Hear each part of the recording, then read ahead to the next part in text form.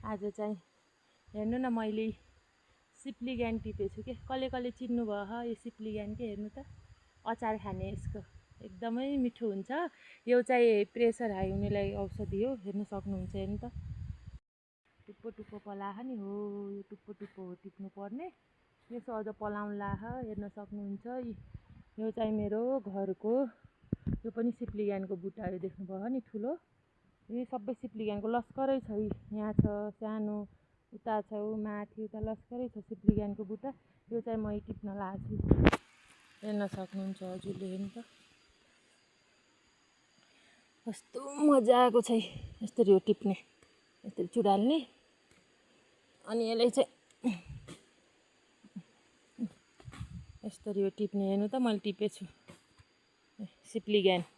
अनि यसलाई चाहिँ पानीमा भिजाएर मजाले नुन पानीमा भिजाउने एक दिन अनि अर्को पल्ट साँधेर मलेर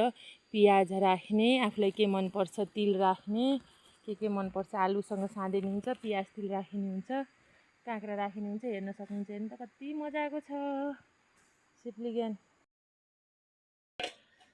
पानी नुन हालेर पानी हाल्ने हेर्दै गर्नु है नुनले चाहिँ तितो कम गर्ने रहेछ यति नुन हाल्ने हैन मिलाएर चट्ट मैले नुन हाले जस्तै नुन हाल्ने सिप्ली ज्ञानमा त्यसपछि माथिदेखि चाहिँ पानी राखिदिने पानी राखेर एक रातभरि भिज्न दिने यसलाई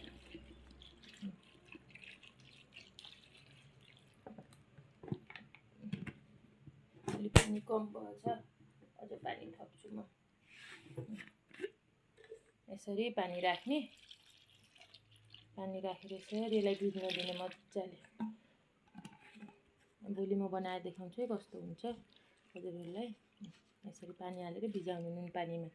एक रातभरि छोडिदिने यसलाई भिज्नलाई अनि त्यसपछि भोलि बनाउने म बनाइसकेपछि देखाउँछु हजुरलाई यस्तो हो बोइल गरेर राखेपछि बाफाइ राखेको छ नि त सिप्ली ज्ञान है अचार बनाउनलाई सक्नुहुन्छ कति ठुलो छ है अर्ग्यानिक काँक्रा हो यो चाहिँ काँक्रा अचार हाल्नुमा हाल्ने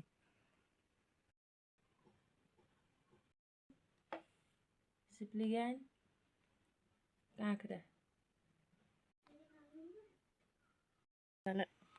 पिसेर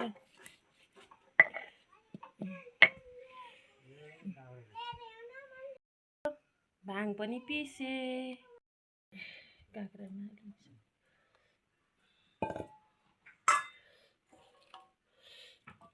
पियाज राख्ने सिप्ली ज्ञान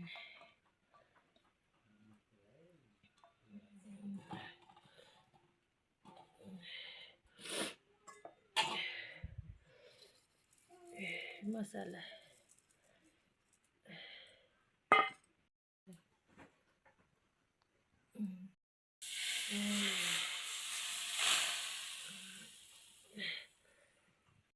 अनुसार नुन हाल्नु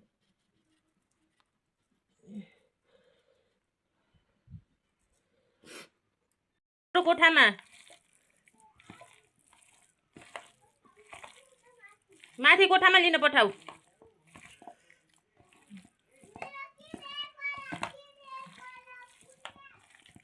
छोरी छोरी त्यहाँ डलहरू छ नि खेल्ने कुरा माथि कोठामा त्यो लिएर आऊ है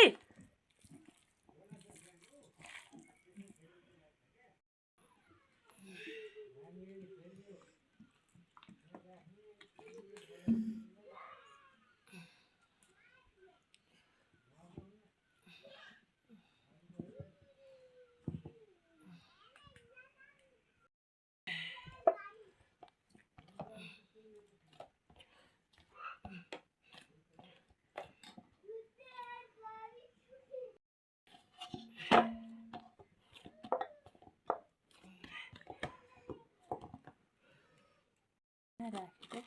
त्यसलाई सफ्ट हुन्छ डो हुन्छ र एकछिनपछि मैले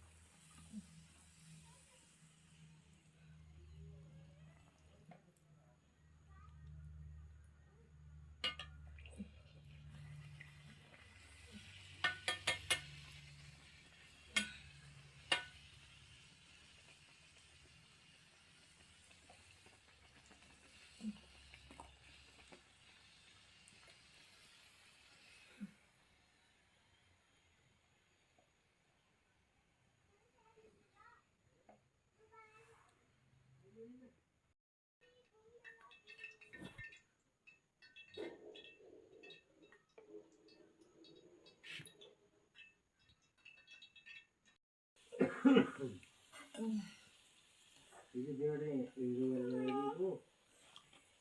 kita kirana menjadi mana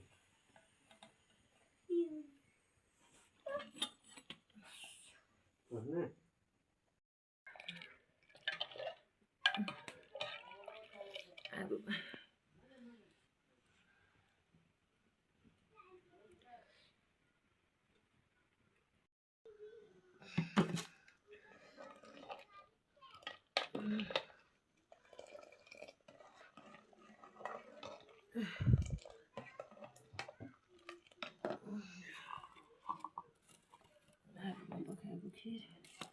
साह्रै नै मिठो यम्मी खीर